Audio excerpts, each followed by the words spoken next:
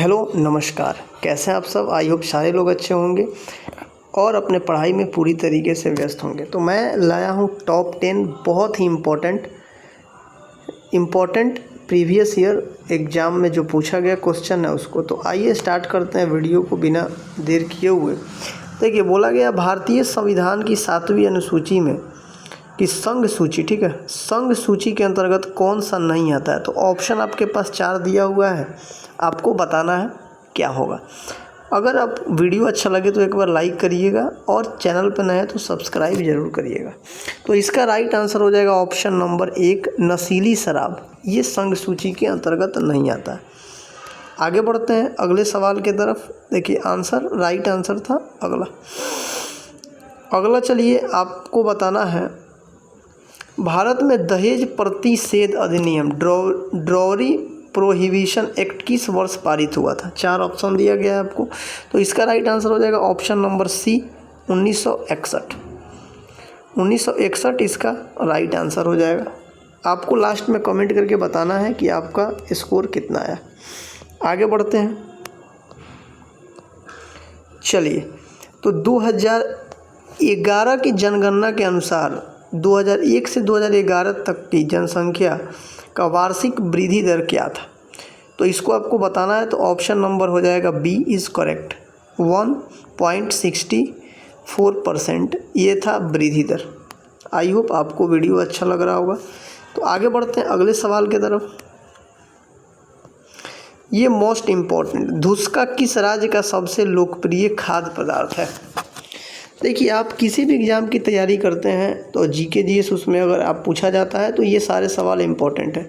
तो धुसका आपका है झारखंड का, बहुत ही लोकप्रिय है, खाद्य पदार्थ है, ठीक है।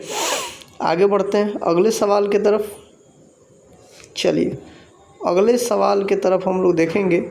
इसका राइट आंसर देखिए, ब्रह्मांड के लिए दूसरा शब्द क्या है। तो ये सारे लोग जानते हैं, कॉस्मोस। सिंपल सवाल था। आगे बढ़ते हैं अगले सवाल की तरफ। निम्नलिखित में किस तारामंडल को शिकारी भी कहा जाता है। ये इम्पोर्टेंट सवाल है, इसका आंसर आपको बताना है। तो इसका राइट आंसर हो जाएगा ऑप्शन नंबर डी, ओरियन, ठीक है। तो ओरियन इसका राइट आंसर हो जाएगा।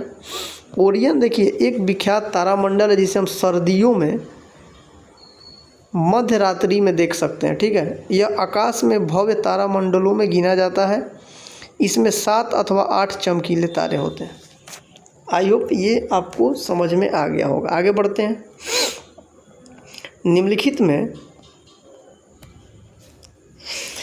में किन तरीकों प्रक्रमों द्वारा ऊष्मा स्थानांतरण के लिए किसी माध्यम की आवश्यकता नहीं होती है। तो आपको बताना है इसका राइट आंसर क्या होगा।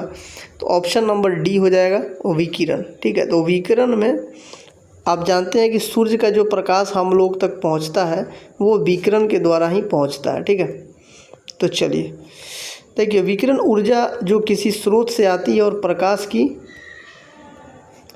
की गति से अंतरिक्ष यात्रा में करती है, ठीक है। तो तरंग जैसे विद्युत चुंबकीय तरंग कहा जाता है। चलिए, ये आपको एक्स्ट्रा फैक्ट था।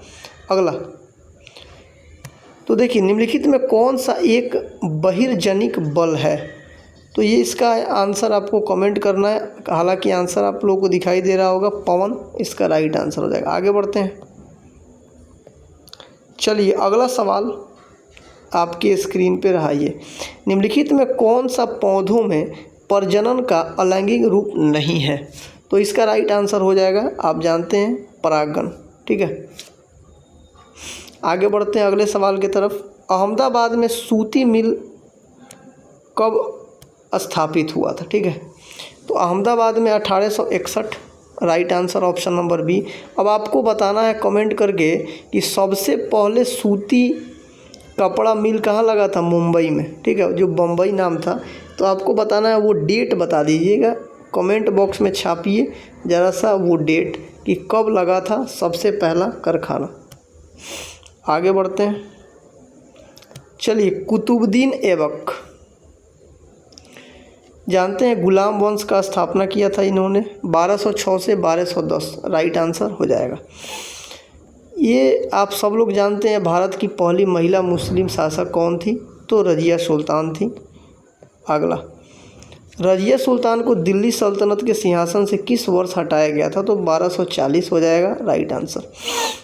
ये एक्स्ट्रा फैक्ट है, आप लोग एक बार इसको ज़रा सा देख लीजिएगा, ठीक है। आगे, निम्नलिखित में पांड्यों की राजधानी कौन थी भाई? तो पांड्यों की राजधानी कौन थी? तो Madurai, option number B correct हो जाएगा। पल्लव की राजधानी कौन थी भैया? तो बताइए ज़रा सा, 4 ऑप्शन दिया हुआ है। तो देखिए, पल्लव की राजधानी कांचीपुरम थी। आपको बताना है कि पल्लव का जो संस्थापक कौन था। पल्लव जो वंश था इसका संस्थापक कौन था, आपको कमेंट बॉक्स में करना है। वीडियो आप अगर देखते हैं तो एक बार कमेंट बॉक्स में ज़रूर दीजिएगा, ठीक है।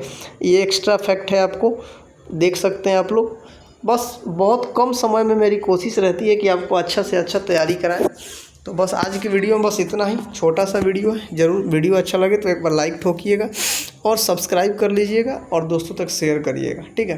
तो चलिए, थैंक यू वेरी मच।